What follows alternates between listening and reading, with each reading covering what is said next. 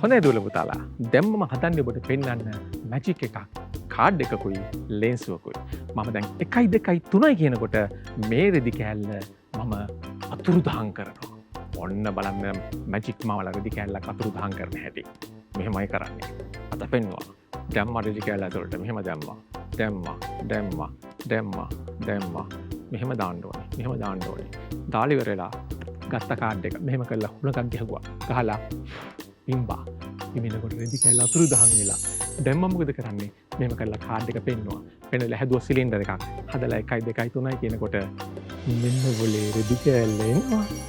රෙදි කෑල්ල ආවා. දැන් දුවල පුතාලා මම මොකද කරන්නේ උන්ට කියලා දෙන්න හදන්නේ කොහොමද මලක් හදන්නේ ලේන්සුවකින් කියලා. ලේන්සුවකින් මලක් හදන්න දන්නවද? දැන් මේ තියෙනවා මලක නටුවක්. මේ මලක නටුවට මම මේ ලේන්සුවෙන් මලක් හදනවා. කොහොමද ලේන්සුවකින් මලක් හදන්නේ? මෙන්න මෙහෙමයි. අත පෙන්නවා. ඊට පස්සේ දැම්මා මේ ලේන්සුව අත ඇතුළට මෙහෙම දාන්න ඕනේ. දැම්මා. දාලා ඉවර වෙලා මන්ත්‍රයක් තියෙනවා මතුරන්න. ඒ මන්ත්‍රය තමයි පිෆ් පොෆ් පුෆ් කියනකොට මෙන්න ලස්සන මලක් හැදිලා. හොඳයි.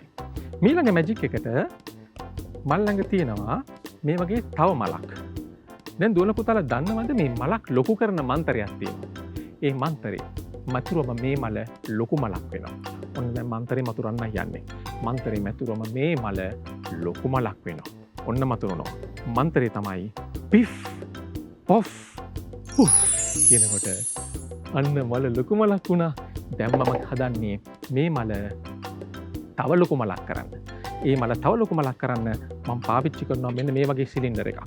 මේ වගේ සිලින්ඩර් එකක් පාවිච්චි කරලා මම දැන් හදන්නේ මේ සිලින්ඩරෙන් මේ මල දාලා අර මන්තරේම වතුරලා මේ මල තව ලොකු මලක් කරන්න.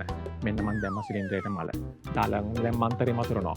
මන්තරේ තමයි පිෆ් පොෆ් සහ පුෆ් කියනකොට අන්න පොලේ මල ලොකුම ලොකු මලක් බවට පත් වුණා.